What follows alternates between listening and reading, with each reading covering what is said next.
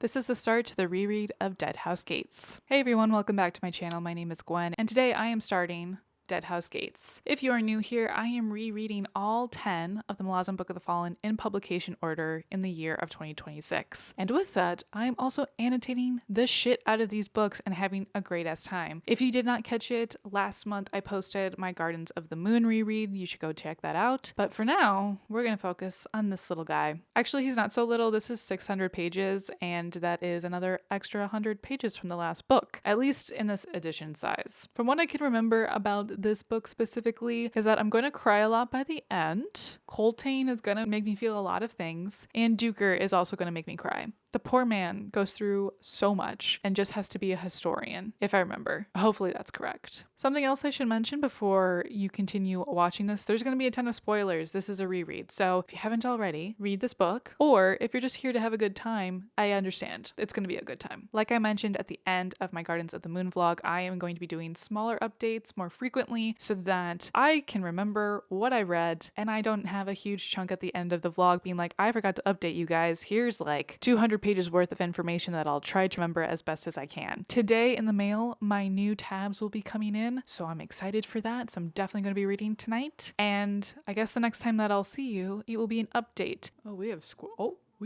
squirrels going at it in the trees right now. Okay, so I am a prologue and 2 chapters in to this book now, and I did not realize how long this would take me to read this time. Basically, I thought it would only take me like maybe an hour and a half to 2 hours to annotate, take some notes while reading, and it took me 3 hours just to read this. So I'm a little bit behind today on other tasks I need to do, but let me tell you what's been going on. The prologue was definitely focusing on bringing us back into the moment. Because we're not following a lot of the characters in Gardens of the Moon anymore, we had to come back into this setting in a different space with different characters and try to ground the reader again. And what Erickson started with is using Felison's, hopefully I'm pronouncing her name correctly, her viewpoint and what has happened since the Genabacchus campaign. Genabacchus? Basically the fallout of Dujak's hosts and leaving the Malazan Empire to pursue something different, along with the bridge burners leaving, yada yada. It's a lot, but we're starting with Ganos Paran's younger sister. That's who Felison is. She's having a rough time. We enter a space of her being chained up. Felison was surrounded by people that she felt were beneath her, but then she saw a woman that she did recognize from one of the other merchant houses and was trying to gather information from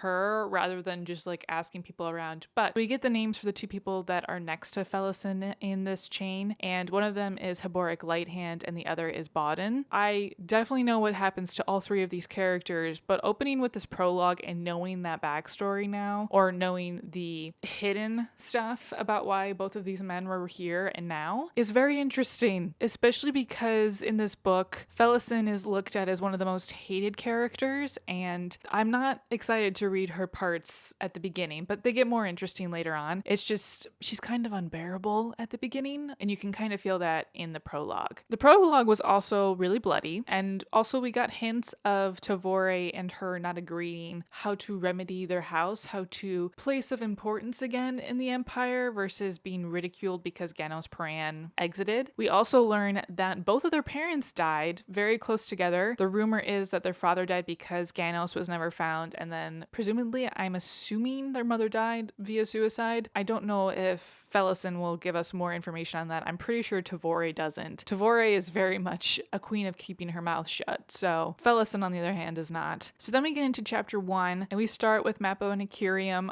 I loved them. I did forget to mention in my reread for Gardens of the Moon that Mappo and Akirium were actually noted because of the clock tower that was made in Darujistan, but you know, things happen, my brain forgot it. We're following them, and every single time we go into Mappo's head, the amount of emotional pain I have for this man, he just is such a good guy, and everything that happens to him from this point on just makes me tear up just a little bit more because I'm so not ready to read all of that. They're going across the desert right now. We don't really know where they're headed, but Akirium is really pushing that he wants to find more information about himself because he seems to have amnesia, and Mappo is like begrudgingly allowing him to do that. That's what we're getting. Next in this chapter, we have Duker and Coltane. They are officially announced as characters, along with a man I cannot stand, which is Malagrel. If y'all have read the most recent Path of Ascendancy book, you will also know a lot more about this man and his seediness. I really have a huge disdain for him, and I do forget right now if we'll see the end to him in this book or not. Praying for his downfall. That's all I'm gonna say. But we meet Duker and we meet Coltane. I also really liked how they were introduced, as Coltane was beneath the Malazans, and we got to see that reaction of the Wiccans to the Malazan cohort. So that was really interesting. Then I believe we get to Fiddler and Callum. Yep. They made it with Crocus and Absalar to the Seven Cities, and they are still on the path to Quantali to get to Malaz. But what's happened out through the first chapter is we're getting all of the Soul Taken and the divers migrating to an area south. That's what everyone keeps on saying if they talk about it. And with Mappo and Akirium, they had some interactions with them, asking / almost killing some of them, but they got that information. And then this group with Callum, Fiddler, Absalar, and Crocus, they also run into a Soul Taken, which, cool as shit moment, Fiddler just like locks and loads a Moranth munition and just blows that head off. And I was just like, great tactic. That was perfect. Cool shit. There's also been a lot of funny one-liners. A lot of it is sass that I've really enjoyed. Also in this moment, Crocus asks about how Callum used to be on the other side and Fiddler was with the bridge burners and their pursuit of the wizards in the desert. Apparently Callum got drunk one night and told Crocus all of this stuff, and Fiddler's like, I don't want to talk about that shit. I don't know how you got him drunk enough to like have him talking about that, but like we're not talking about it. So we keep on getting this hint of like something really bad went down or some weird magical thing happened, and the bridge burners like refuse to talk about it. So Crocus and his mouth just keep yapping and keep annoying Fiddler. Chapter 2 opens up with Duker talking about all of these symbols that the Seven Cities has that natives know what it means, but the Malazan, the occupying empire, has never resolved what all of it means. And so he's been trying to decipher and like get more into local politics, trying to figure it out because he's a historian and he would like to document as well as he can. So we have also a divination thing that he sees in a mock food hall setting. He went somewhere where the tradesmen are in tents and he saw a divination, which I think, if I remember correctly, I kind of understand what was shown, but this divination was definitely about the apocalypse and the rebellion that's happening in the Seven Cities, and it just keeps on reiterating that this year something really bad's going to happen. So then the next scene is all of the upper powers of the 7th Army, with Coltane being the fist of it, and it's Malagrel, Culp, who's a mage, I guess the highest ranked mage in the 7th Army, Duker, then my guess is the right-hand man to Coltane is there, and then eventually a Wiccan mage appears as well, and that was some lore that apparently they're supposed to be all wiped out, but we learned that the crows can carry the souls of dead Wiccans and then do a rebirth cycle, which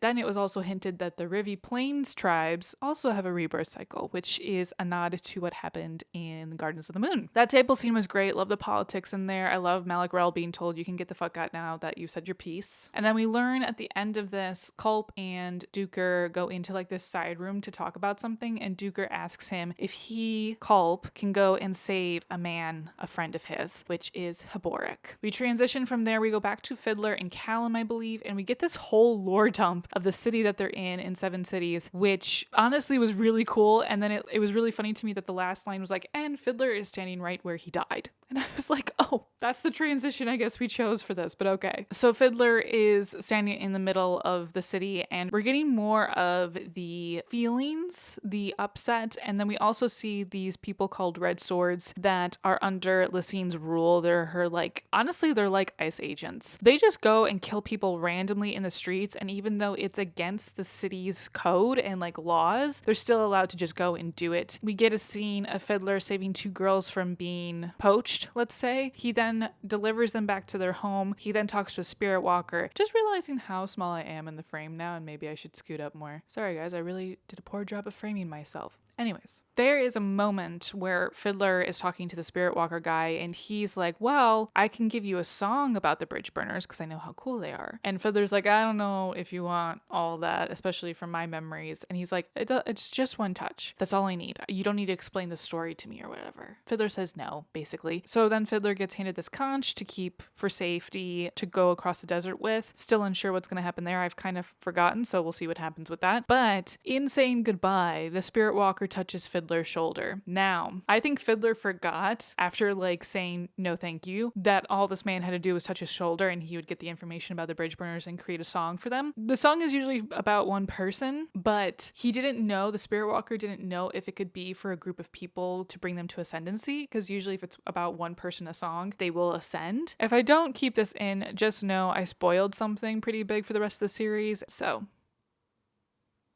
Fiddler gets that. He goes back to connect with Callum and everyone. Nothing really happens there, though there is a funny bit. Basically, Fiddler is so done with the kids, as he calls them. And to be fair, I think they're both under 18, so it's fine to call them the kids, but Absalar and Crocus are getting on his last nerve, which I find very funny. Then we see Callum interact with a guy who is a known thief, I guess, in the city, and Callum remembers him. Basically, Callum wants to know what the symbol is to safely get through the sands so that the Seven Cities people and people that are on the lookout for Malazans don't kill them as they're trying to get across it. And he then picks up a book that this guy stole and learns that it's a book that needs to be gifted to the woman who is the goddess in the middle of this desert. And if he does so, he'll definitely get through the desert just fine. He doesn't need to know the whirlwind symbol to get through. So Callum agrees and takes it, but then we learn that this shady individual is also working with the Red Swords, and the Red Swords are trying to kill this goddess. So it was kind of a trick. We'll see how it goes. And then after that, we end with Mappo and Ikiriam again. Basically, I love whenever I go back to Mappo and Ikiriam in the books, no matter where in the series, they are always just having a time. Is it a good time? Is it a bad time? Is it a chill time? I don't know, but it's always a time, and it's great. So at this point, we are meeting them, getting a visit from a Soul Taken who can still transform back into their old selves, and we kind of get a hint that divers specifically, not Soul Taken, and I'm hoping I'm saying that word correctly, they kind of lose their minds a little bit. They're a little bit mad, but Andamander Rake and the Tistan Dai are Soul Taken. That's usually how they're referred to as they transform into dragons and easily transform back into themselves. So we're starting to see a little bit of distinguishedness between the two words, but they both are individuals that transform into creatures. Also, divers seem to be able to do multiple versions. But can the multiples get back to one? That's kind of what Mappo and Ikiriam are hinting at, that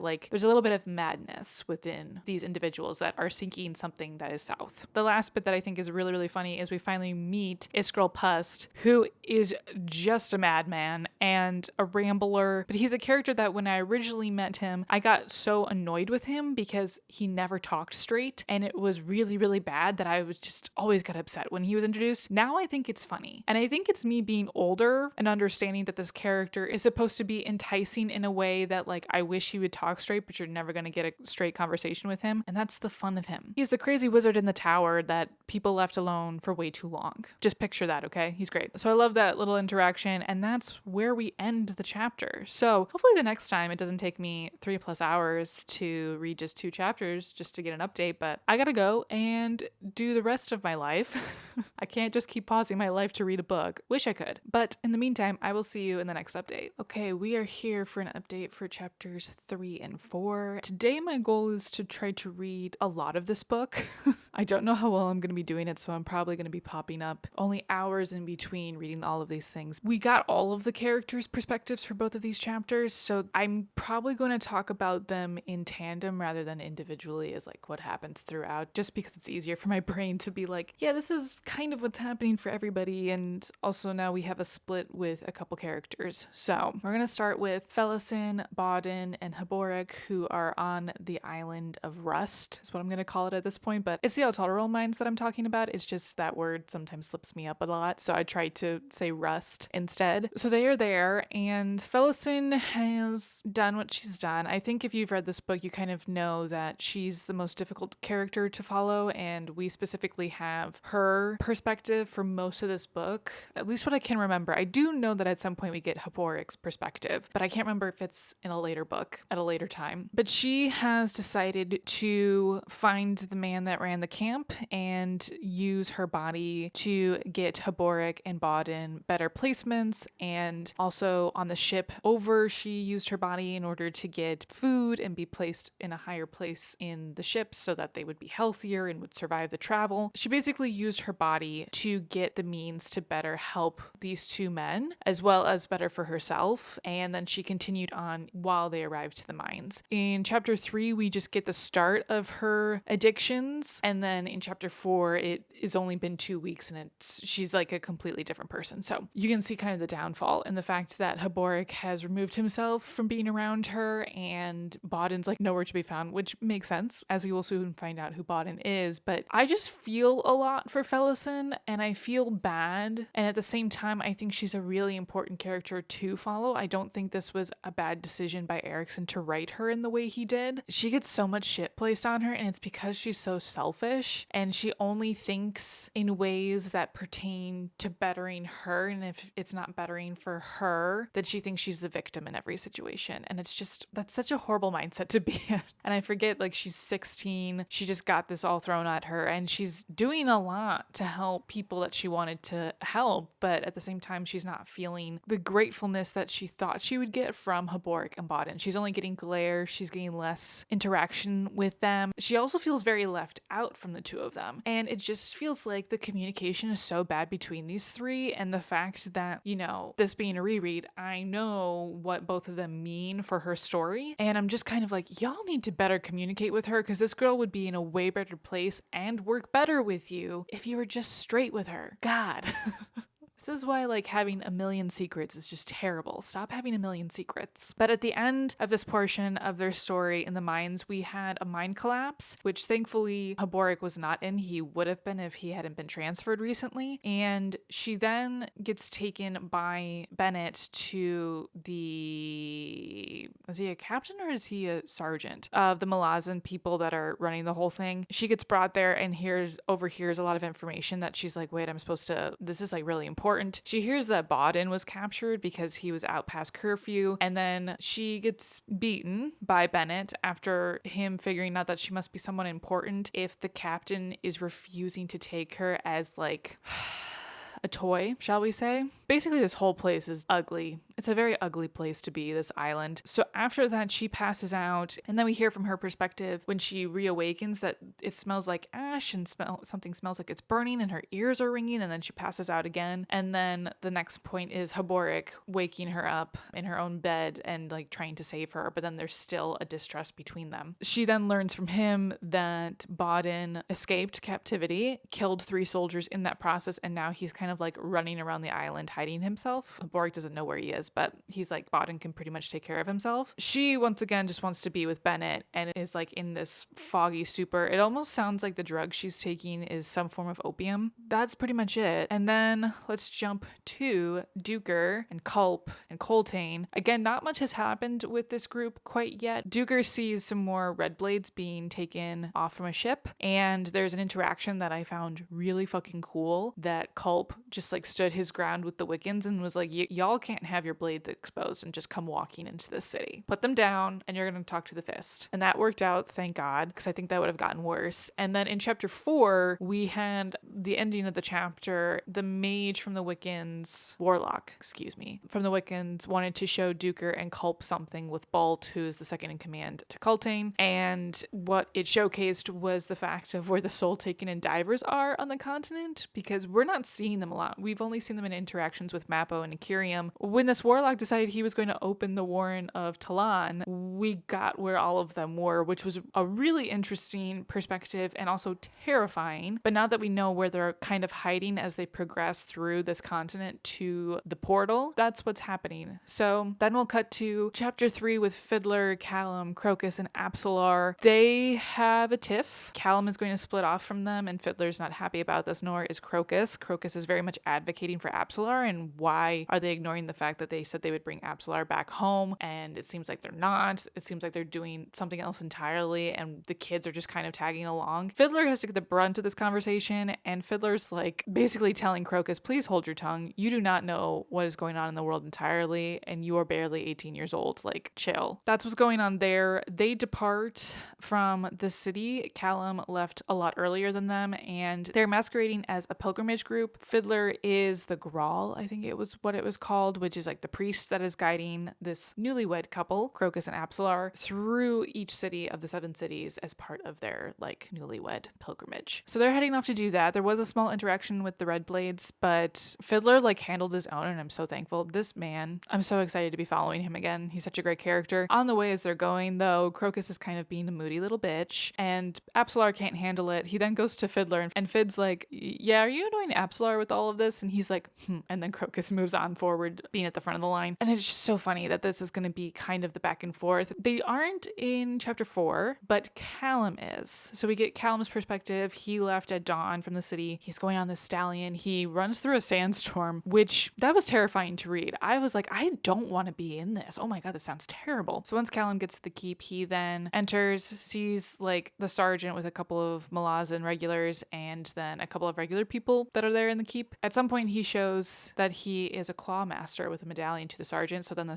sergeant cools off on who he is. But then 2 more people enter that Callum doesn't recognize, and we don't know either, but they are told that they basically have to pay for everything because everyone has to pay for everything if they're in the keep, besides the free wine, which apparently is terrible. It's too sweet. And then we transition to the perspective of these 2 people that enter after Callum leaves the next morning, and they are the Red Blades that are sent to follow him as he goes the distance into the whirlwind to try to deliver this book that he has. And they also killed everyone in the keep, so that's cool. So we'll end with Mappo and Acarium as where they are currently. They are still with Pust in the House of Shadow weird temple thing that he found in the middle of nowhere. Mappo is having a heart attack half the time. Mappo was really making sure that Acarium wasn't reading into some of the things he did find, some of these books, and Mappo was surprised that he could read some of these books because the language is pretty much dead, as we're finding out. Also, Mappo is having blips of his memory start to appear as certain lines that Acarium says to him appear from his memory, and he's going back and forth. So we're getting more information on who Mappo is and why he is traveling with Acarium. It's all tragic, and I love it. So then, in chapter 4, we follow them going downstairs, what they assume is the crypt, because originally this temple was sanctified by the nuns who follow the dreaming goddess. When we go down to the crypt, they learn that something else was here, and it seems to be something akin to Curled Ghislaine, which is the Tist and Dies Warren, but that seems a little bit off. Acarium keeps on saying it doesn't fully feel that way. Like, it feels as old, but he has like no idea what it could be. They then remove some big stones that were guarding a hallway or barricading against a hallway. They go down it and they figure out that this is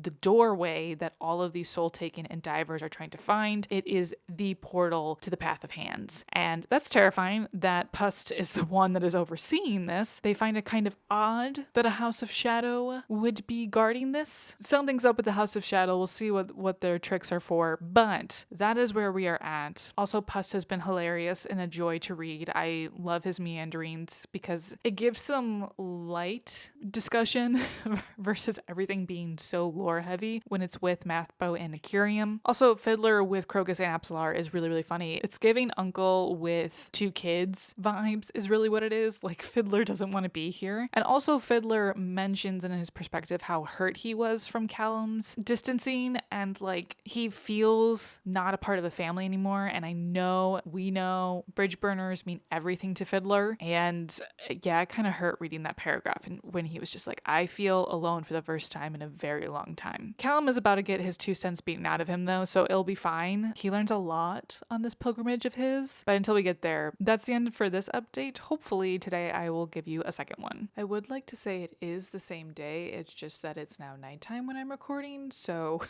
the time has just passed. And yeah, reading this book is very slow when you have to annotate it consistently, which I am. Still doing that, doing well. My new lore tabs are doing great. Thanks so much for asking. Okay, so I read chapters 5 through 7 now, and I didn't realize chapter 5 was the last chapter in book 1. So I'm going to try to remember as best as I can because chapter 6 was so long and also like nothing happened sort of. So I'm going to try to do my best to remember. The basic two things that I remember from chapter 5 that I think are the most important is that Fid and Callum kind of have two big things that happen in this chapter. Fiddler, Absalar, and Crocus come upon a city where there's tons of people outside, like warriors, and they let them know that the city currently is closed because the rebellion is happening before the whirlwind happens. Like they're doing it before the apocalypse because they were just so bloodlusty or whatever. So they make it to go around them, and then they realize they still have to go through the city in order to continue to go in the direction that they want to. Through some smart thinking of Absalar, they leave, they get into the city, and it's just like a bloodbath is going on. They do their best to get around some things and obstacles, but they get to the center where they see the majority of the Malazan people dead in the center. And they have this moment of quiet where Absalar reflects on the past person who was in their body, which was Cotillion. She says something about Aaron, and Aaron was besieged by the Talanamas, and Fiddler's like, you weren't even alive then, Absalar. How do you know these things? And of course she says it's because of his past memory, him being Cotillion. She also then rambles and says like, I was in the room, Surly told me I should have killed her then. And Fiddler's like, wait, you're talking about Dancer. And so that's when it's revealed finally in the series, confirmed by someone who knew at least Dancer, that Dancer and Kelevend, the former emperor, are Shadow Throne and Cotillion, the now ascended. So that was very fun. I think also Fiddler being the person to connect those dots makes a lot of sense. And that was just a really cool reveal. Going to Callum's been on his own, and he finally arrives to, I want to say it's Shake, the whirlwind goddess. He arrives there with the book, and this is also when we get our introduction to a beloved character by many, and that would be Karsa Orlong, though he is not known by that name in this book. He is known as Toblakai. Just seeing him and also now knowing his past, like up into that point, wild time. So we have that. Callum gives the book over and then he leaves, but he leaves with a demon that he calls Apt, and that demon's a bit peculiar in make, but seems to be wanting to leave with Callum and proceed to help him maybe. We're still unsure about her motives as a demon, but Shake was like, she needs to go with you. And Callum was like, I don't think I have a choice. Okay, weird. The next day, we see that Shake opens up the book as dawn rises, and then immediately gets an arrow in the eye and dies. But the book was opened at dawn, and there was blood on the pages of her own, and so that starts the whirlwind. And we also hear from Leomund that she did say there was going to be a renewal of her, so that's a hint to something else in the future, obviously. And then we also get more of the Red Blades who were the ones that killed her, and them still continuing to follow Callum. I forget at this point Yill's motives with Callum. I don't know if it's that Lysine already knew his personal motives of trying to kill her, or if Yill has some other motivations / drives besides, her captain telling her to do this. But I found it kind of strange. I remember this name too, because I feel like she's in another book as well, not just the second one, but we'll see. I don't know. There's something about Yill that I'm like, there's something that's scratching the back of my mind that she's important, and I cannot remember why. So now we go on to book 2, which is titled The Whirlwind. Basically, chaos has erupted. From Duker's perspective, in chapter 6,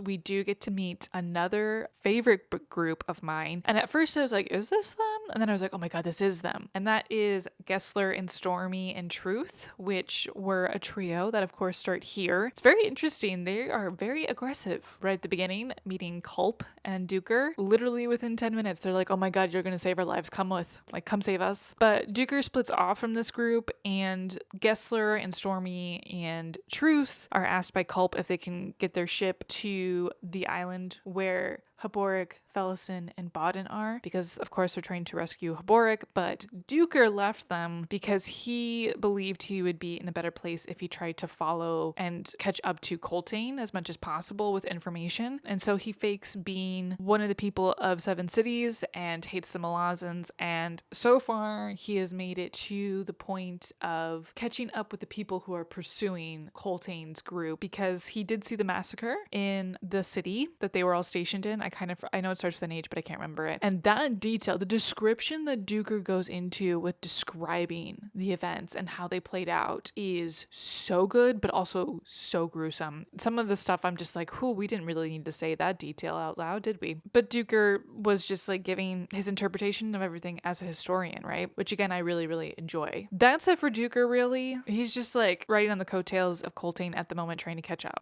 The part that I don't really want to talk about, because I really just said this a couple of hours ago, it feels like, Felison, Haboric, and Bodden. When we cut back to them in chapter 6, it's the night of the uprising. There's been some other things happening. Basically that Felison has once again dipped from Haboric's life and just wants to be with Benneth. Now she's obsessed with this man who now wants nothing to do with her because she's just become very placid and very dour. Like she's just not there anymore. There's basically a civil war that goes in between the Malazans who are running the mines versus the people who actually lived on this island. And then they escape. However, Felison gets hurt by I forget what they're called. They're bloodsuckers or something. Anyway, she gets attacked by them. This whole scene I also was like reading or skipping paragraphs quickly as possible because I could not handle the description of how stuff was going through her skin because she got attacked by these things. Blech. Anyways, they are able to leave. They get to the wilderness that is just outside the mines, and they start this very, very long walk all the way to the sea where they hope they're going to be picked up. Now, I am so done with Felison now. Every single time she makes a snarky remark in her head about one of the people, whether it's Haboric or Bodden, which right now she's really laying it thick on Bodden being a horrible person, and because he killed the person she quote unquote loved, he's a murderer and just horrible. Like we can't trust him at all. And it's just it's unbearable. It's so unbearable to deal with. I don't remember her really changing at all. And I think that's one of the problems with Felison is that you hope that she changes within the series, but I don't remember her changing that much. I don't remember her ever thinking, maybe I should take someone else's thoughts and opinions. Maybe I should like bounce my ideas off other people and be communicative about my feelings and like how I am feeling instead of just constantly lashing out at people. I do understand like in this part of where they're trekking and going farther and farther away from their enslavement that yes, she's probably still has high emotions. They're not eating well. They're not sleeping well. They don't have water constantly. Like it's a lot to go through, but she still doesn't have to be a bitch about it. All of that to say, I am enjoying Haboric's arc that is happening because truly he's a wonderful man and we have seen him touch this jade finger that's poking out. I don't even know how this hand is supposed to look in the sand, but it was poking out and he touched it with specifically one of his arms and I can't remember which one now. Maybe it's the right one, could be the left. And he gets seemingly a horrible illness from touching this jade. And then we have the scene where Fenner is called upon by Bodden. Fenner is like basically bamfed. He's like called to and jumps out through screeches and yells, doesn't like being called. But the tattoos that were originally on Haboric's body also kind of create this pattern. It was really cool how Erickson was describing this. To me, it feels like you casted like a warding spell on the ground and then it also went up into the air at some point. The tattoos made this kind of sigil and then all of a sudden Haboric wakes up and is kind of just like, oh, I don't feel as sick anymore. That's great. But unfortunately now my former god is roaming the mortal plane where he should not be. Again, because this is a reread, this is the point in which something else is happening in book 3 specifically, and that is very interesting. I can't wait to now read that scene or multiple scenes that are happening in book 3 as this is happening to Haboric, but that's next month. And then Bodden's just being himself. However, we did get the clue of the Talon. That's just like a nice little hint in there that a first-time reader and Felison have no idea what that means. Chapter 6 was really rough to get to. It was a really thick chapter and most of it was them traveling. I believe at the end of the chapter though, we get Mappo and Akirium again. They have found the broom in a boat that's haphazardly in the temple where there's no water in sight, like there's nothing. And that's when I remember they make the connection that Servant is the person that owns this boat. And that's when I put it together. I'm like, oh my god, that's Apsalar's father. I had completely forgotten that connection happened, but this is where he went. Got it. Pust did a Deck of Dragons reading because I believe at that point is when the whirlwind had unleashed. That's when Akirium was like, I want to go and seek out what is happening in this whirlwind. I want to see this renewal of the goddess. And Mappo's like, fuck.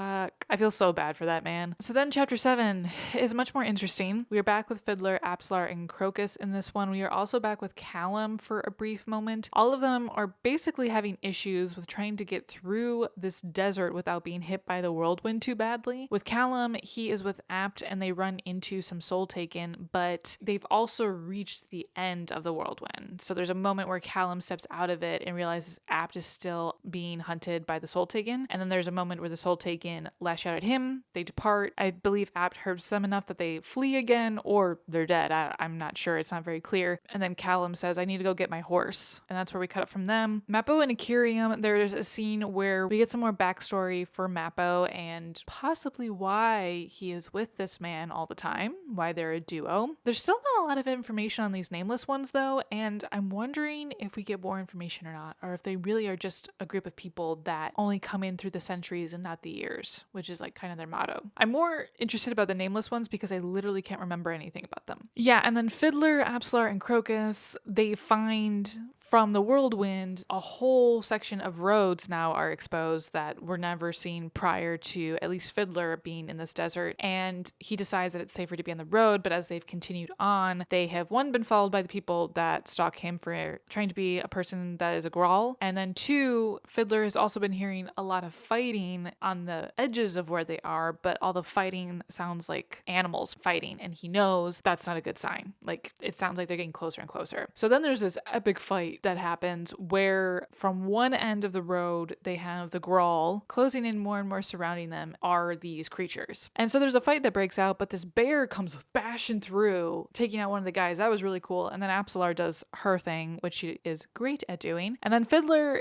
kind of curled up for a minute there and just let things happen around him as he tried to survive, but his ankle did break. So I have a feeling that we are probably going to see some more repercussions for him getting hurt like that. And then we had some of our characters overlap, which is one of my favorite things when it comes to these books, and that is Mappo and Akirium standing in front of a swarm of rats that are in front of Fiddler and the group, being like, y'all can't pass, go around. And I was just like, ugh, thank God, because I don't recall this happening at all. What I remembered was Mappo and Akirium being with Apsalar and Crocus, but not Fiddler. So I don't know why I removed from my brain Fiddler being in this grouping with them, but I'm excited for this. This is going to be very interesting, and I can't wait to get the perspectives of Fiddler, because he's going to be so anxious around these two the entire time once he realizes who they are. Okay, so that's basically where I am right now in the middle of book 2. I will probably update you guys when I finish it. I think that's going to be the easiest at this point, but until then, I'll catch you in the next update. I have now read 3 more chapters, and I have finished book 2 in Deadhouse Gates, and that was the whirlwind section. 2 really big events happened in these 3 chapters, and then 2 small things that I want to make sure I highlight. So basically, Felison, Bodden, Haboric meet up finally with Culp, Stormy, Gessler, and Truth on their makeshift boat, and there's this whole scene of a mage that's gone insane because of the rust dust. And because of that, Culp is kind of having a headache, really done with battling that mage, but they do realize that they have to leave because there's nothing sustaining any of them here on the island where the mines are if they even stay there for a couple of hours. So what happens then to these people is kind of insane. And you know what? I think everything in this book series is always going to be cool shit / insane sometimes. They get into this boat, they try to guide it. By the way, I should mention that this group is barely glued together. Like, no one's having a good time hanging out with anyone else except like Gessler, Stormy, and Truth are like fine with each other. It's just everyone's having a time. So anyways, they go out into the waters again, and then they pass through a warren, and at this point they plop down in some water, and it's very quiet and calm and still. They realize that their boat is now sinking because that mage fired at them once again when they were trying to leave. They see another boat yonder distance that Felison's like, well, we can just go there. So they swim there, and they realize that the water isn't really water, it's more thick than they thought it could be or would be. But they get over to that boat, and this is the boat of all boats in this series. This is the one that, like, I have never in my 10 years of reading this series have ever forgotten about, no matter how long it's been since I've read these books. This boat solidified in my mind. So this is, I believe, the Celinda. At least that's how I was pronouncing it in my head. All of the people on it who are manning or rowing the boat have their heads cut off. And there's magics throughout the boat saying that if you have the whistle, you can then make the boat move. And then I think there's 3 to 4 people dead in the captain's cabin. I can't remember. I remember there's 3 dead and then the captain. So that would be 4. The whistle was on the captain. And in that room, there's rust, that same red rust. So it wasn't effective in there. But if you take the whistle outside, there's magic thrumming from it. So they use it to run away because once again, that crazed mage is following them for some odd reason. They're like a beacon to it. Within a few minutes, some Talanamas show up and they said that they need to take the people off of this boat. Everyone's like, well, they're dead. So I don't know how you're going to do that. And then the Bonecaster paused and was like, that is kind of a problem. But then they also mentioned that there's a crazed mage that they would love to handle. Basically, the Talanama say they will resolve the issue. The Bonecaster kills the mage by herself. Then the one clanless Talanamas says he will seal. They described it as a tumor, like a cancer on the Warren, and a soul for a soul needs to patch it. So he says he'll do it, and he does so. They also learn from truth, once the Talanamas go away, that Talanamas that went up to seal the hole and in so doing killing himself took one of the heads with him, and they checked, and the head that would have been attached to the body is now completely dead. So they got that answer. And then the other thing that happened was they figured out that the Warren was flooded, and recently flooded. Like there was somehow this Warren got affected, maybe by the mage, they are not really sure. But now they are sitting on a boat, idle in a warren that is for the Tist Adur, which I'm so excited about. And I guess the Malazans didn't know about this warren, so the Amas also told them which warren they were in, and they were like, the Adur? Hiborik was the only one who had heard of them because he read Gothos' Folly, and they were mentioned once in that book, and that's how he remembers it. Insane memory, by the way, for Hiborik to have. That ends the journey for that group for now. Oh my god, there's squirrels fighting. And in the midst of that, we got Fiddler and the group going and hanging out with Mappo and Akirium and Pust in the Shadow Temple. Pust is a really good healer and saved Fiddler's ankle. That was one of the biggest things that happened. And also, Mappo and Akirium are now going to go with Fiddler, Crocus, and Absalar to the Azith house, or try to find it at least. The goal is to get to that Azith house and then use it as like an instant portal to go to other Deadhouse locations. Basically, the name of the book is in this statement. They didn't say Deadhouse Gates, but they did say Deadhouse. Whether or not the title is going to be said anywhere else in the book, I don't know, but I was like, oh, that's a wink, wink, nudge, nudge. But that's pretty much it for them. And the same thing with Callum. We get a snippet of him once again riding through the desert. He's still with Apt, the demon, and they come across a bandit group who is trying to kill some outliers of the Malazan force. Instead of Callum helping them, he kills them and then kills the other bandits that show up later after he rescues that family, which, by the way, the family was prepared for it and they did a very good job, but Callum noted that the former captain wasn't doing so hot. He had a head injury. But this is also where we meet the woman who Callum is going to fall in love with. He just doesn't know it yet. Well, he kind of does, but he remarks being like, I can't deal with that right now. I gotta like move and do my job. With that being said, we move on to the last big thing of the section, which is Duker finally making it to Coltane. I actually forgot if he ever met up with the group, and then I was like, he has to, because the whole thing at the end of this story wouldn't be as impactful if Duker didn't make it all the way to Coltane and like ride with them for the rest of the way. This was pretty gruesome. I like how in this book versus Gardens of the Moon, there is way more detail with the war and the battles. It doesn't feel like it just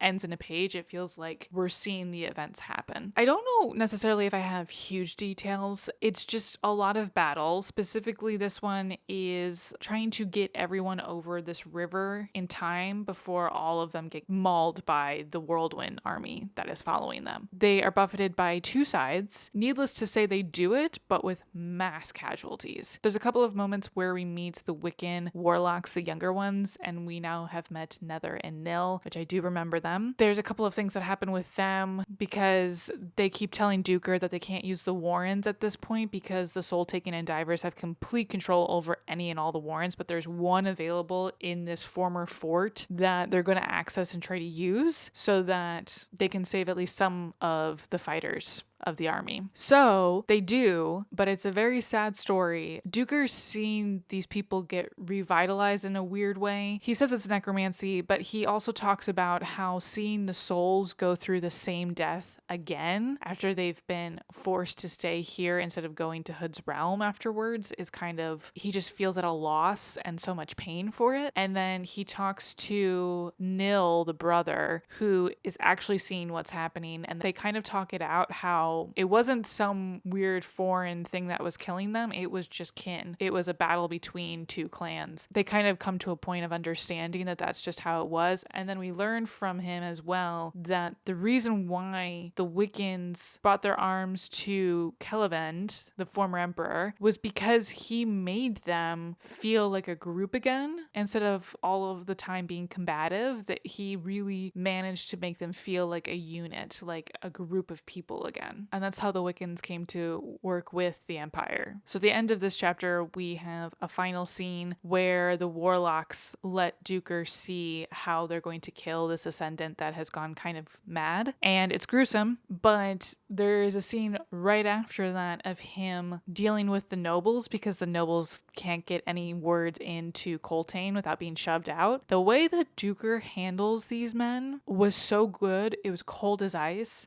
Duker just coming from something that was so gruesome and still heartbreaking. Like, this man knows that something is going to happen to this group, even though he doesn't know exactly what it is. So instead of just trying from the top of my head to remember this quote, I'm just going to read it from the book. Duker says, "Not entirely. Hear that laughter? That song? Do you hear the language? These warriors have had their souls awakened. Those souls must have remained, held by the spirit, never released to Hood. We'll pay for this, Corporal.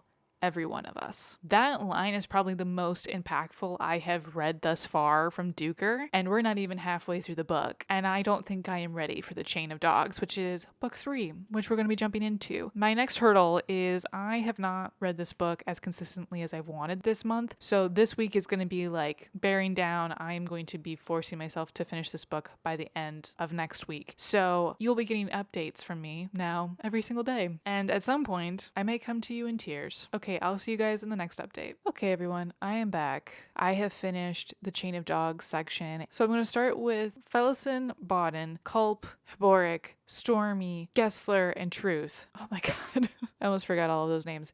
They are stranded on a ship. They need to figure out how to get through back to Seven Cities continent, and Culp is like saying, fuck, I can't get us to my Warren to get us even to the sands because we're on water. And this is where we learned that Warren hopping actually does have some rules, and those rules are if you are standing on ground, you can go to another place on the ground. But if you're in water, you have to jump to another water place. And unfortunately for Culp, his Warren of Menace, that Warren doesn't have any water. So he makes a brilliant plan and just like forcibly tears away in between these two Warrens. Kind of causes an almost irreversible tear. But then we had this scene that was incredible with a dragon, and it's an undead dragon, which is super fucking cool. But something happens. After like dismay and surviving going into the Warren on the ship, the dragon sets fire to the group. I feel like the dragon was trying to sear close the tear that Culp made. In doing so, it like directed the fire onto the ship, but some people jumped off, and other people, we don't know yet what's happened to them, but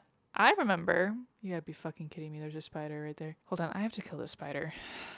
Moving on, we now have groups that have split up, but continuing to follow Culp, Felison, Bodden, and Hiboric. They survive, but they are now in the middle of the desert in Seven Cities being like, what do we do now? We don't have any food, any water, nothing, and Hiboric is supposed to go back to Duker. That was the mission for Culp. In this scene, we also learn about Bodden and how he is the bodyguard to Felison, which is Tavori's way of saying I love you to her, and she tells him to fuck right off. We then find ourselves with this group again where Culp has found some caves, underground places that it seems like the whirlwind's wind has like busted through, and he's like, I don't know if we really want to go in here, and Felison's like, we'll have tombs instead of just being dead on the desert floor, so might as well. Then we follow the group inside, and then we get this huge discussion and lore drop from Hiboric, who talks about the First Empire. Now, obviously, he's not fully there. He's kind of getting this information probably from him touching that jade hand all the way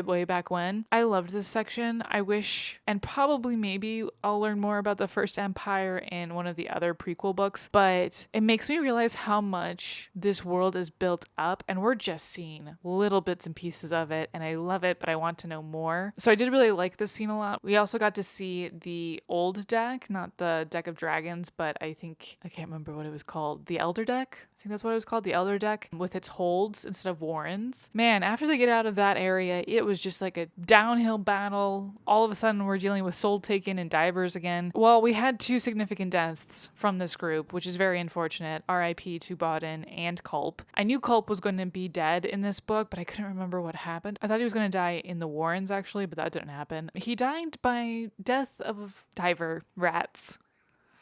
Not very fun. And technically speaking, Bodden also kind of died because of them, but he did survive up until a point. But that was also sad. I forgot that Bodden died. I thought he survived, but the way he was described by Fellison, I was like, oh, no. The cliffhanger actually to this section is the ending of this storyline, which is Fellison and Haboric arriving to the Whirlwind Goddess's deathbed. But we get the perspective from Leomon. It's going to be a hell of a ride from this point out with Fellison. Now, for the other people in this story, let's go to Duker for a bit because he's having a rough go of it. Every single time that we go back to Duker and Coltane, it feels like reality hits again where we're with the other groups. I'm just kind of like, oh, this is definitely a fantasy story. And then I hit Duker's and I'm like, this is reality. Oh my God. It's rough out there. But basically, there's skirmishes happening. They're still continuing their very long walk to Erin, hoping to get support when they reach there. And Duker is just kind of giving us a rundown of the everyday life, the bad things that are happening in the camps, as well as just like the burden of the knowledge of knowing all of these people will fall at some point. There's some really great quotes that I got from this section, and we then have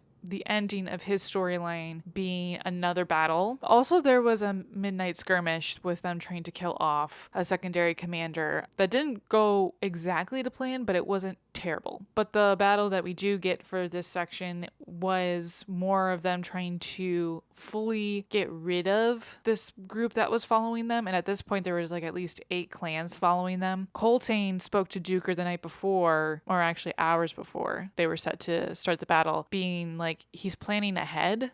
And Duker's like, but how are we getting through today? And Coltane's like, you've gotta always think ahead. Today will be fine. And like he walked off from where Duker was. The battle was really great. It was very exciting, and the sappers once again are so fucking hilarious. I love the engineers. They're so funny. And we also got to see Nil and Nether do some more magic working through the horses and having to get rid of one of their horses in order to imbue and strengthen the 5,000 plus horses on the battlefield was incredible. So good job to them. Definitely in this section though, Duker is showing the side that I remember of him as a character, which is more dour and numbness self, and I just know it's going to get worse. Oh, I'm not ready for the last section. Okay, moving on to Callum's story. Callum is still with the family. They were traversing the desert at first, and then Callum had his epiphany of just using Quickben's escape plan that was supposed to be for when he was going to ambush and kill Lysine, but he needs to use it now to safely cross an area where they're seeing like a big army of the rebels, and so he's like, hey, we got to get around this somehow. Guess we'll have to use a warren. So they're stuck in the warren, which is the Imperial Warren, and we get a glimpse of a little bit of Akirium's history. I can't remember fully what the Imperial Warren houses, like what its original place was, but we do see former technology, I guess you would say, of what Akirium worked on, which Callum notes. He doesn't say it out loud, but he talks about it in his head. And we also get a little bit more hints of Calor, who is another person who, if no one is hating him, I am dead type of mentality for that character. I hate Calor. But we do get some semblance of him and Callum making a connection that possibly an empire of Calors was in this world. So that was kind of cool. They finally make it to Erin themselves through this warren and seem to be fine. We will see what happens to Callum and the woman who is following him because she can't get enough of him, which is really funny. Now, they made it to Aaron, but also they've been followed. Apt the demon, a side tangent on this storyline, has now a child familiar because they passed through, I think it's 1,300 children's graves, but the graves were them hanging from like crosses. And Apt decides that she wants Shadowthrone to save all of their souls. And Shadowthrone has a little bickering fest with her, but she also gets to keep a familiar, which is one of the children. She is also still following Callum at this point. And then Callum also has Lastra Yil and Pearl following him, but they also diverge at a certain point from the Warren because they help the Midnight Skirmish that I talked about earlier with Duker. And Apt also helps in that area, which then helps Coltane's group finish off the last of the Semks. No, Semsk?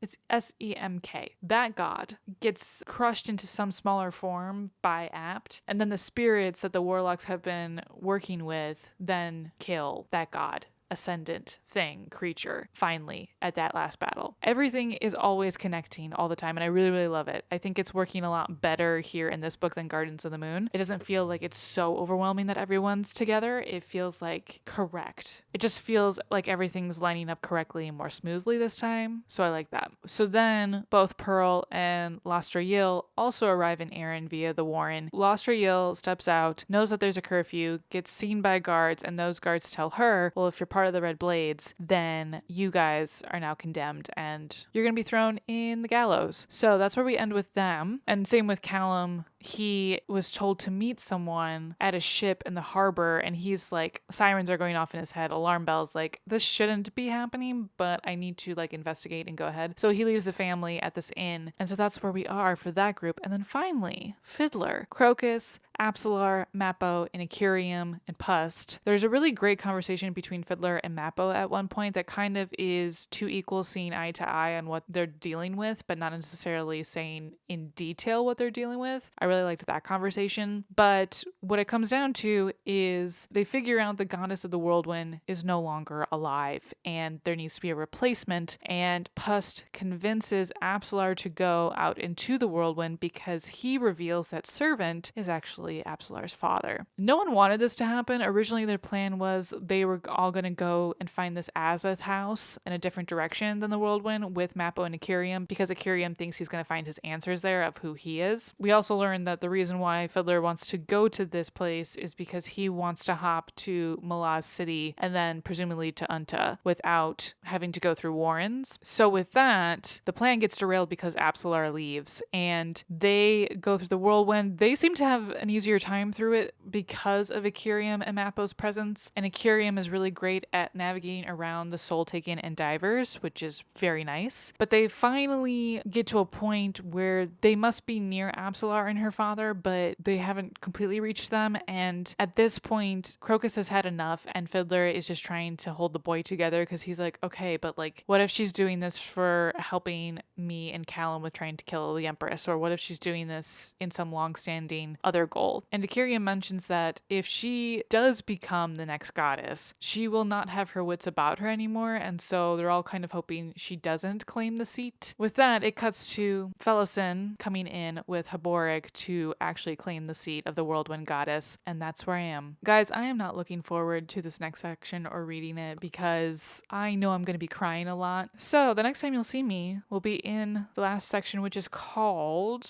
Deadhouse Gates. What was really interesting when I flipped to the next page after the title page, it has a marching song, and it's a song based on Coltane, but guess who sings it? The Bone Hunters. Internally screaming. This is why rereading books is sometimes so important, because you don't know the significance until you read it again. I don't know if I'll see you guys again today. It is early to mid-afternoon. I am expecting to continue to read today because, again, I kind of want to wrap up Deadhouse Gates at this point this week, but I may not update you guys until tomorrow when, more stuff has happened. I think that's it. I will see you guys in the next one. I decided that I wanted to stand for this one and just diversify the backgrounds, make it seem like my room is vast and huge when in actuality it's nowhere near that large. So we're here with some updates. I read 3 more chapters, and I have to say we haven't had waterfall tears yet, but I have cried.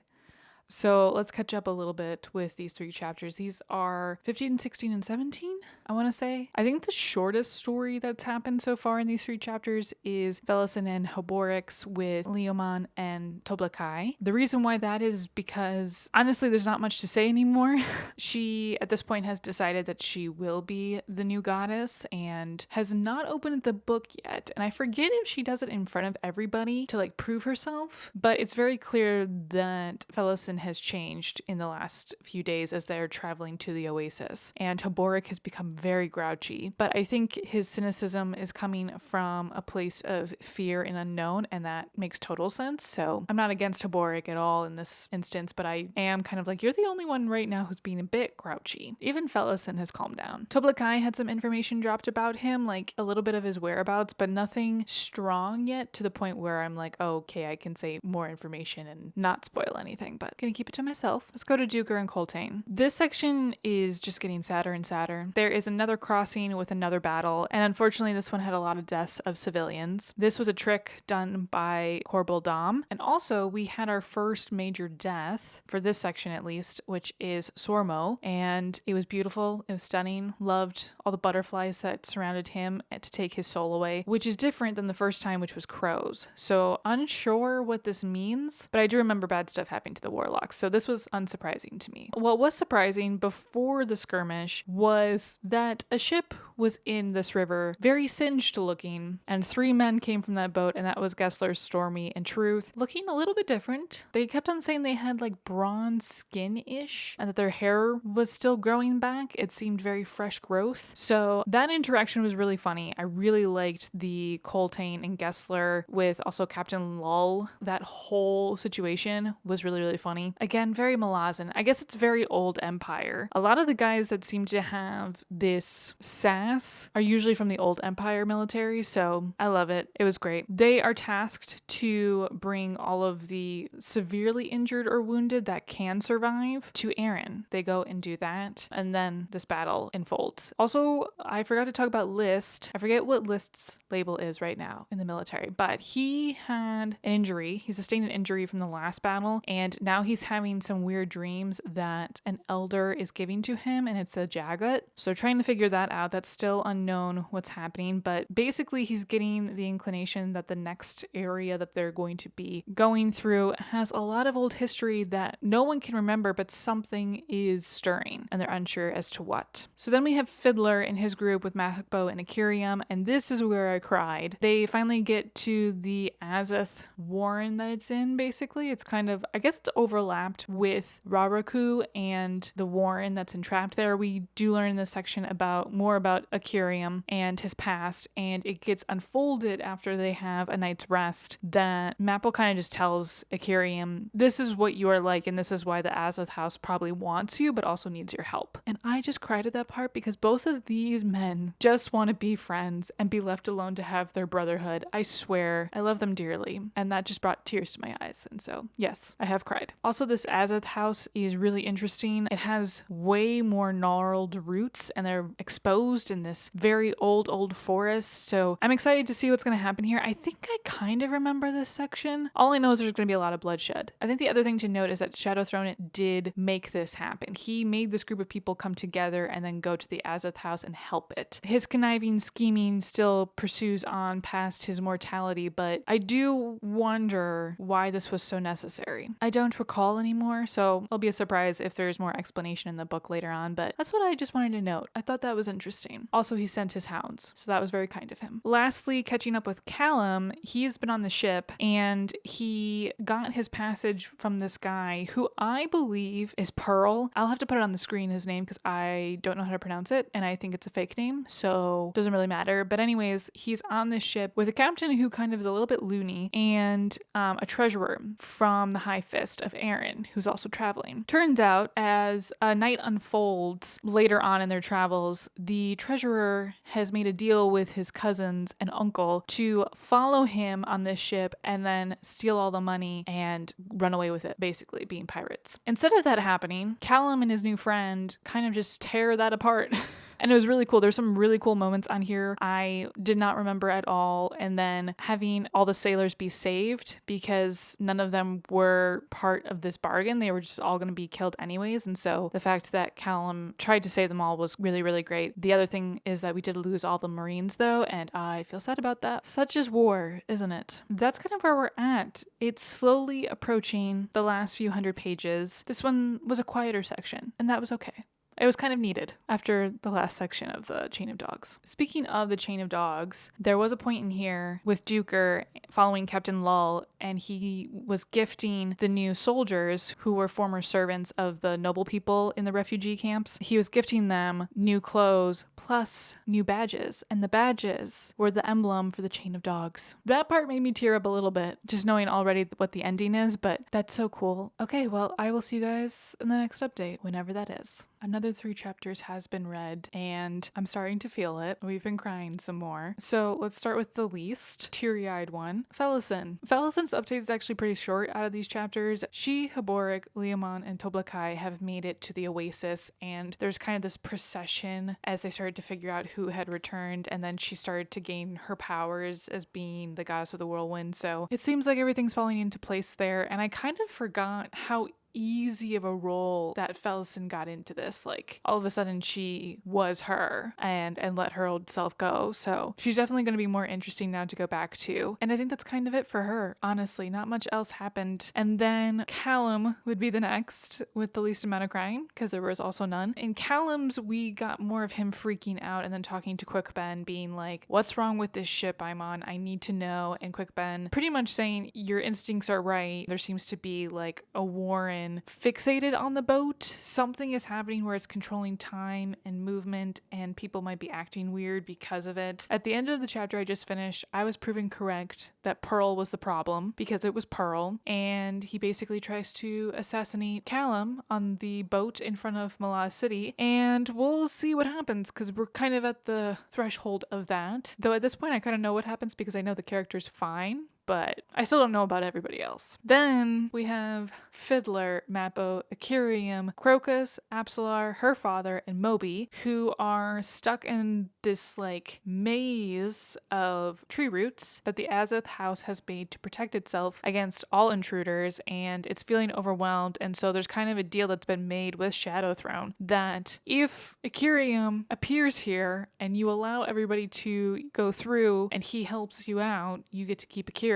It's kind of what the bargain seems like it was. And then from there, we also get the reveal that Mappo finally tells Akirium what the vow is. And that was kind of heartbreaking in the moment. And I think we get it from Fiddler's perspective as well. Like, Mappo just seemed broken after revealing that to Akirium, so I feel bad for him. And then we cut to them just like trying to get through this maze. There's some interesting moments in between here, and also Akirium has to be knocked out by Mappo because he starts to get the rage that if he hits it, he'll kill everything and everyone, no matter if he thinks they're friend or foe. Eventually, they do make it to the Azeth house. Every single one of them is trying to open this goddamn door because it's not opening, and Moby is the one that is able to open the door and walk in, and then everyone falls in and the door slams shut. The next thing is the Merchant Guild that I have been waiting for to appear. It starts with a T. I'll put it on the screen, but it's a guild specifically made to bring items or information to people that are in very bad situations, meaning like in the most precarious places in the world at a moment's notice. I love how the Merchant too is just like, we are very prestigious and we're also very expensive for what we do. And it's like, do you have to say that every time you meet someone so they like fully get the message of you guys? I don't know. This is the second instance we see it. The first one is with the update with Duker, but we'll get there. But we see him, and once again it's a gift from Quick Ben, and Fiddler is so excited that he got this present. And then everyone proceeds to go into the house and use it as a portal to go to the Deadhouse on Malaz Island. Is it Island or Isle? I can't remember, but it's Malaz City.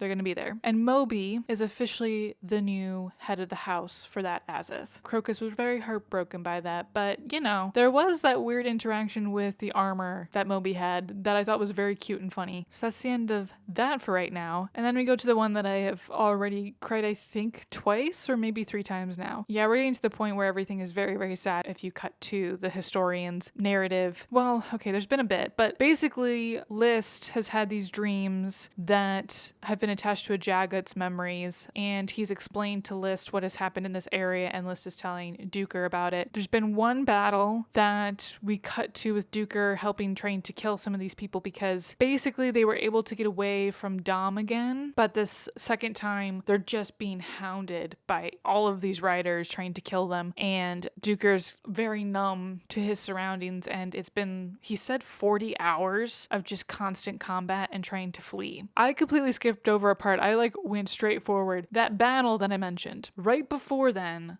the caravan is out of water, out of food, everything, and all of a sudden the Merchants Guild arrives that evening. They could kind of feel this magical pressure for a bit, being like something's going on, and then they appear. So we get some information from book 3 about Duker and how he's doing, and also Coltane gets gifted this little jar from Quickben and is told to use it before you actually die because Dujek doesn't want you to die. Coltane kind of resists it but does take it. So then going back to where I was, then there's this constant fighting for 40 plus hours. Coltane then decides that Duker is going to be the leader of the caravan of refugees that are healthy enough to go, along with Nether and Nil and the rest of the Wiccan children. A lot of people who are soldiers refuse to go with, and Duker is just kind of doing it by himself. I cried my eyes out at this. Goodbyes are hard. Coltane was really pushing that history lasts longer than the people who are in it, and he wants that to be certain of what happened on this chain of dogs to be accurate and right. He also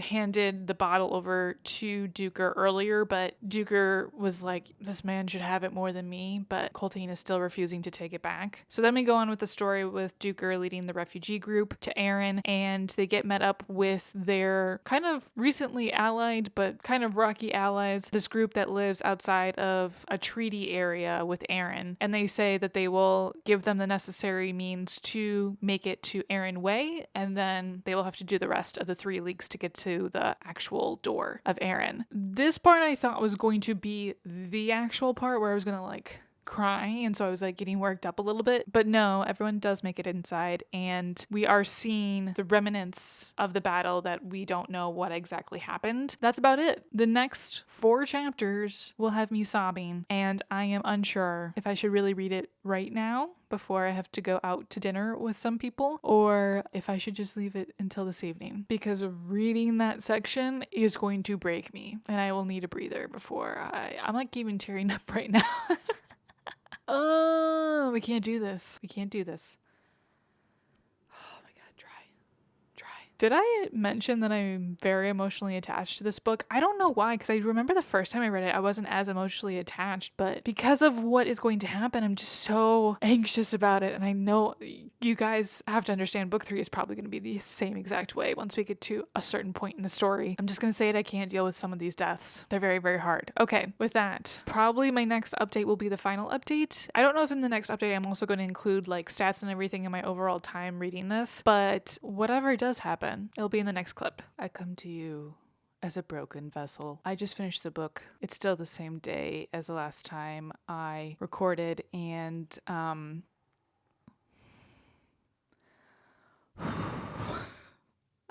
that's how I feel. Wrapping up some stories. Falison is officially Shaik. I don't really know how to pronounce that name, and I really should look it up, but she's officially taken over, and she saw the aftermath that Corporal Dom created, which,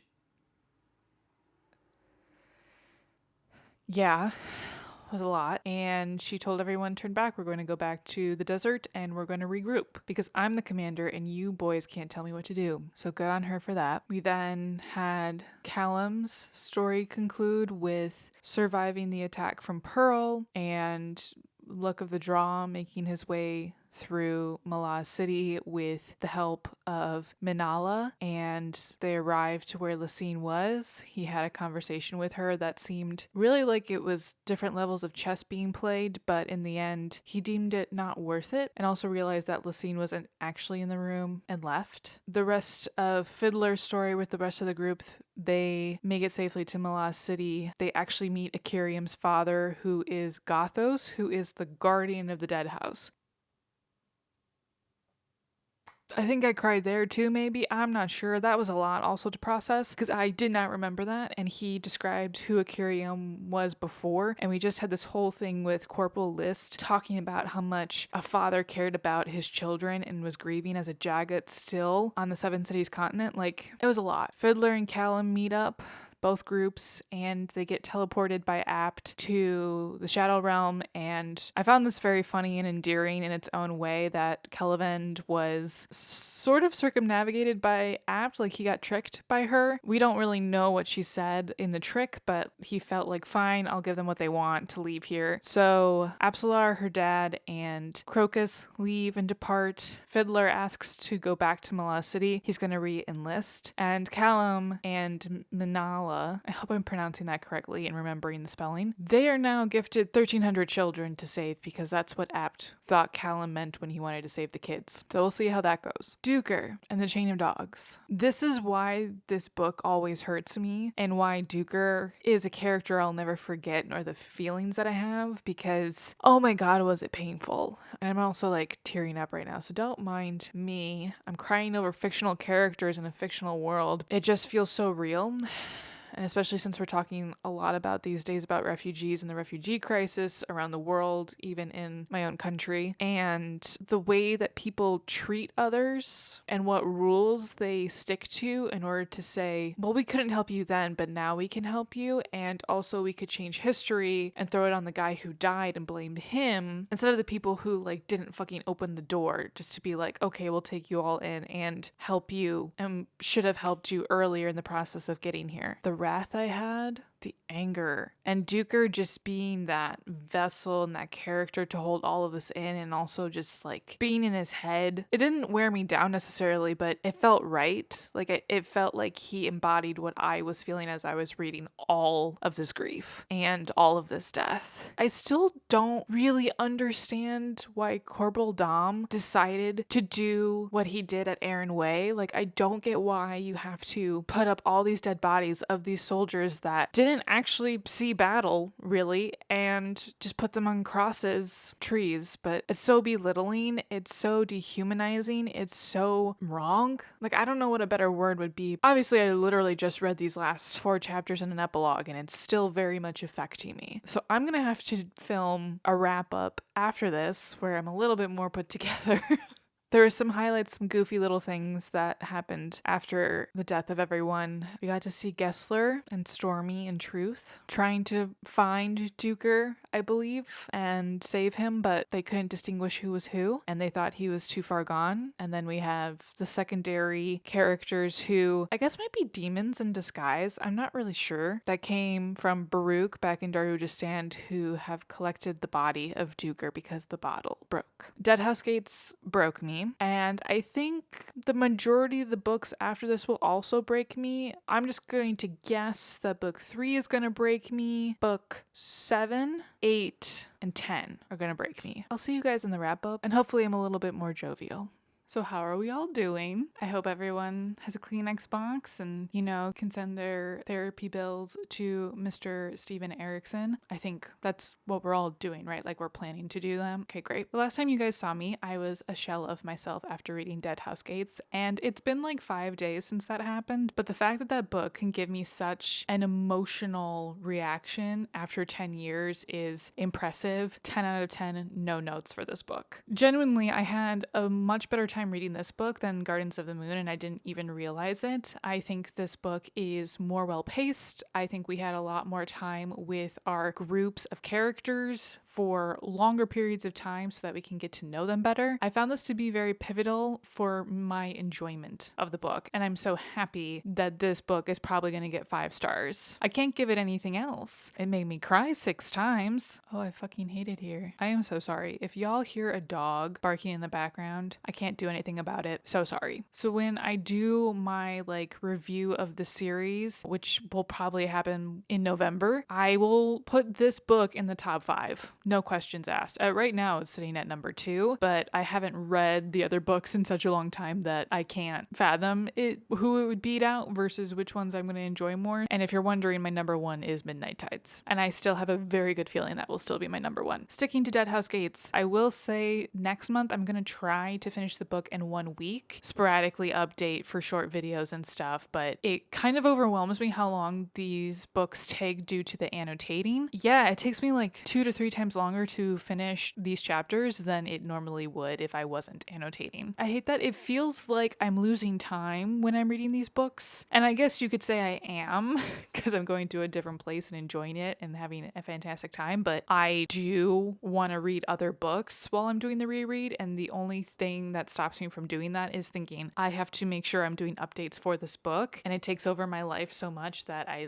need to figure out how to read these books in a week is basically what I'm saying. And that's very difficult when I have to physically read them instead of doing audio. We'll see. At least we have another few days in March than in February. I was feeling rushed for this month, and I'm glad I pushed myself to finish this book before picking up other books. To end the vlog, I'm just going to give you my small stats where I ended up with all the tabbing and stuff. This is what the book looks like, and I have way more tabs in this one versus Gardens of the Moon, and those numbers are, in total, I had 218 tabs. From those 218, 5 were significant deaths, 15 were cool shit, 31 were for laughing, 6 for crying, and 161 for lore. I tabbed a lot. So compared to last time, Gardens of the Moon had 102 tabs. This one has double that. I can only assume that the next few books are going to be heavily more tabbed. I've also been doing different notes than the last time, and I've liked them a lot better with what I was doing, but I'm going to even update them more for the 3rd book because recounting everything, which I just did before filming, is annoying, and I need to figure out how to do it as I am going so that less work to do at the end of this. But that will be it for this reading vlog. Thank you so much for hanging out with me. Let me know your thoughts on Deadhouse Gates, and I will see you in the next video.